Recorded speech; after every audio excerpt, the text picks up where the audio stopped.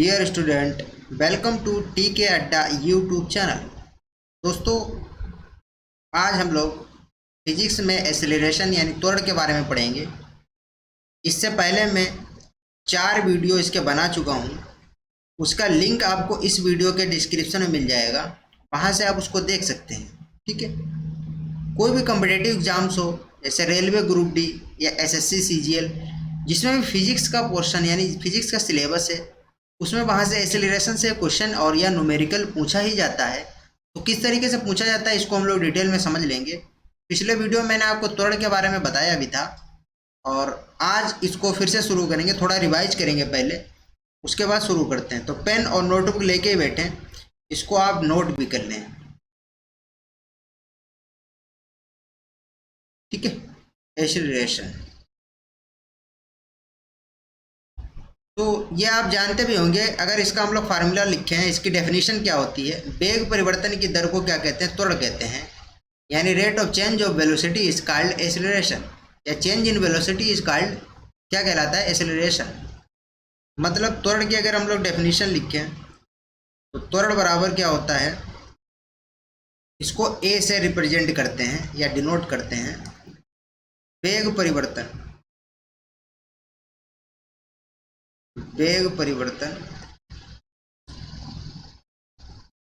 बटे समय।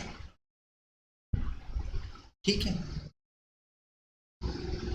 अब इसको व्यवहारिक तरीके से भी बता देंगे कि त्वरण का मतलब ही क्या होता है। त्वरण का मतलब ये होता है कि ये वेग को परिवर्तित करने के लिए आता है। मतलब परिवर्तन का मतलब क्या होता है, या तो ये वेग को क्या करेगा, बढ़ा देगा, या तो ये वेग को घटा देगा। बढ़ा देता है तो उसको पॉजिटिव कहते हैं यानी धनात्मक कहते हैं, और जब घटा देता है तो उसको ऋणात्मक कहते हैं। ऋणात्मक को हम लोग मंदन कहते हैं यानी रिटार्डेशन। अभी हम सब बता देंगे आपको डिटेल में, बस आप इसको सुनते रहिए। कोई भी क्वेश्चन आपसे नहीं छूटेगा, सारे क्वेश्चन आप बना लेंगे। वेग परिवर्तन, देखो इसको हम लोग क्या लिख सकते हैं, वेग परिवर्तन का मतलब क्या होता है, अंतिम वेग माइनस प्रारंभिक वेग। अंतिम वेग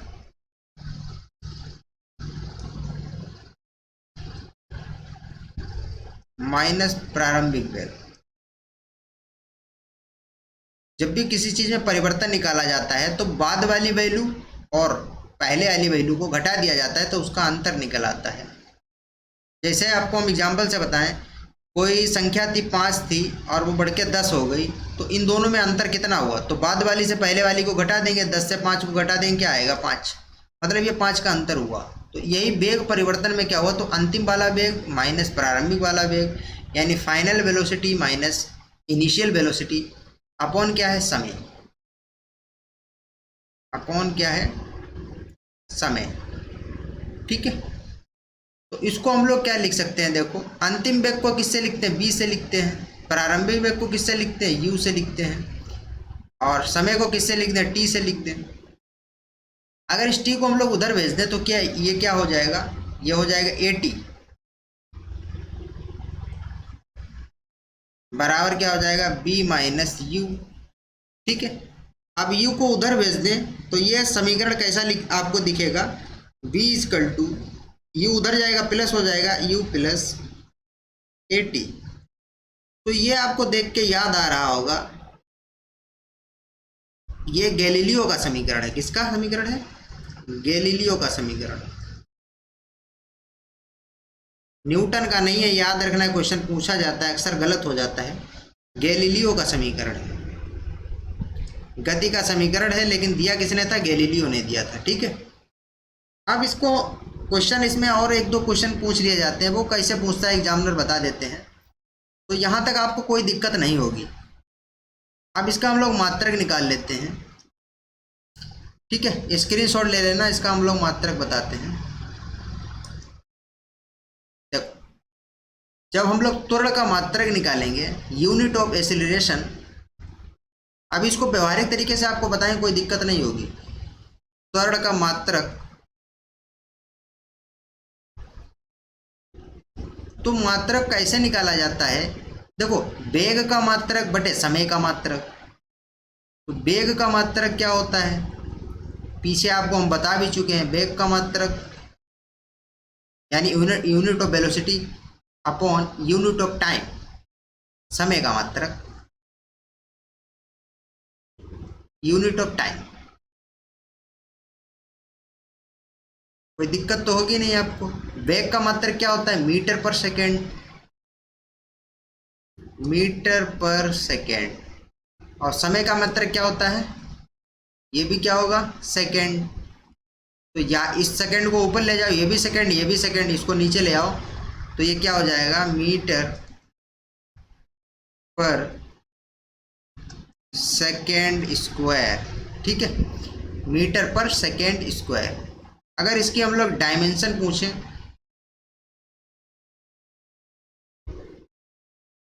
एक सेकेंड इसका स्क्रीनशॉट ले लेना।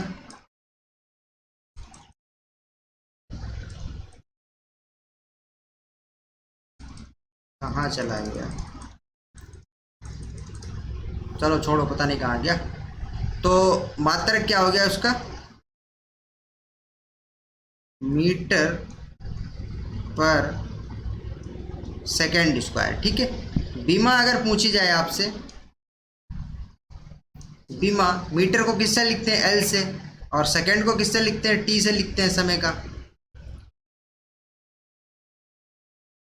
ठीक है, इस टी को ऊपर ले जाएंगे टी स्क्वायर, तो ये हो जाएगा एल टी माइनस टू।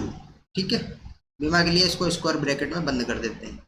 तो ये कभी कभी डायरेक्ट ऑप्शन में पूछ लिया जाता है, तो ये आपको पता होना चाहिए। अब हम आपको जरा बताते हैं इसका व्यवहारिक एग्जाम्पल। तो वेग परिवर्तन की तरह आप समझ गए होंगे। तो हम आपको अगर बताएं कि त्वरण का मतलब होता है कि ये स्पीड को बदलने के लिए ही होता है। कलर चेंज कर लें, एक सेकेंड। त्वरण जो होता है ये हर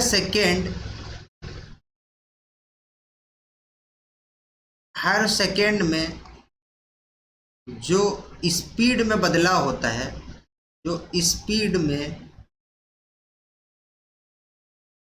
बदलाव लाता है या बढ़ाता है, स्पीड में बदलाव लाता है।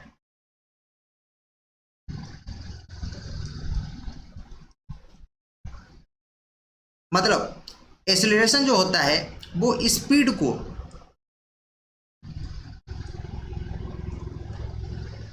को या तो बढ़ाएगा या तो घटाएगा।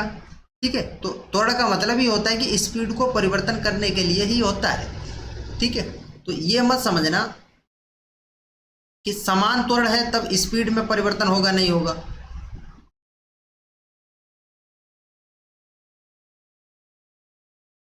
जैसे अगर हम आपसे कहें कि किसी ट्रेन की स्पीड 50, कोई ट्रेन 50 की स्पीड से आ रही है। ठीक है, 50 की स्पीड से आ रही है और उसका त्वरण उसने मान लो 5 है, त्वरण उसका 5 मान लो। ठीक है, तो 4 सेकंड बाद उसकी स्पीड क्या होगी? 4 सेकंड बाद, 4 सेकंड बाद उसकी स्पीड क्या होगी? तो आप समझ सकते हैं। देखो, स्पीड उसकी कितनी थी? 50 थी, और त्वरण कितना है? 5 है। तो 5 त्वरण का मतलब ये हुआ कि ये हर सेकंड 5-5 की स्पीड बढ़ती जाएगी। ठीक है, तो ये पहले सेकंड में स्पीड 5 बढ़ेगी। ठीक है, फिर अगले सेकंड में स्पीड 5 बढ़ेगी, फिर अगले सेकंड में स्पीड 5 बढ़ेगी, फिर अगले सेकंड में स्पीड 5 बढ़ेगी। ठीक है, तो फाइनली वेलोसिटी कितनी हो जाएगी? 50, और ये कितनी बढ़ी? 5-5 करके 4 बार में 20, यानी 70। तो उसकी 4 सेकंड बाद स्पीड कितनी हो जाएगी? 70 मीटर पर सेकंड। ठीक है, तो यहाँ स्पीड या वेलोसिटी लिख दो, कोई दिक्कत नहीं, वो आपको मैं समझा चुका हूँ।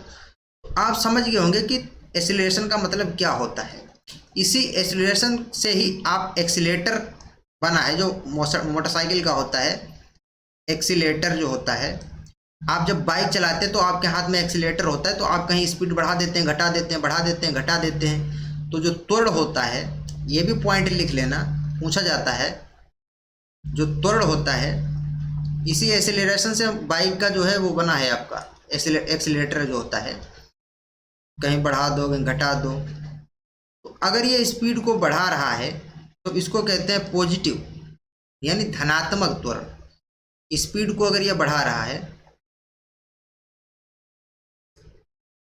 स्पीड को बढ़ा रहा है तो ये धनात्मक त्वरण होता है, ठीक है। तब गति आपकी त्वरित कही जाती है, गति आपकी त्वरित कही जाती है। अगर यही सोच रहा है स्पीड को घटा रहा है, तब क्या होता है, ऋणात्मक त्वरण होता है जो स्पीड को कम कर देता है। स्पीड को क्या कर देता है, कम कर देता है। तो इस कम स्पीड को क्या कहते हैं, मंदन कहा जाता है। क्या कहा जाता है, मंदन। इसको रिटार्डेशन कहते हैं। क्या कहते हैं, रिटार्डेशन। इसको जरा समझना, ठीक है। स्पीड को अगर ये बढ़ा रहा है, स्पीड बढ़ती कब है, जैसे कोई जो धावक होते हैं वो रेस लगाते हैं, तब वो जब दौड़ते हैं तो उनकी वेलोसिटी क्या होती है, बढ़ती चली जाती है। तब वहाँ क्या होता है, त्वरण जो लगता है वो पॉजिटिव होता है।